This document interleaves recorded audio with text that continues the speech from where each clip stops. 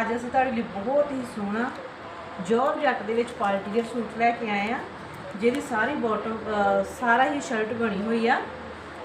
ਇਹਦੇ ਨਾਲ plain bottom ਆ ਜਾਏਗੀ।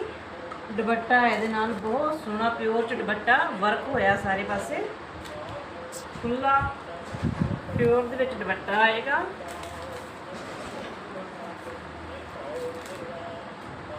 ਇਹਦੇ ਵਿੱਚ ਸਾਡੇ ਕੋਲ ਕਲਰ ਹੋਰ ਵੀ ਆ ਜਾਣਗੇ।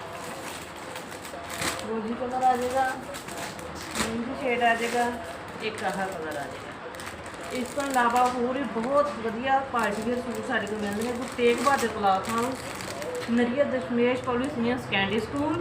500 की सेल हर शनि ऐतवार सवेरे 10 बजे को लैके शामी 7 बजे तक।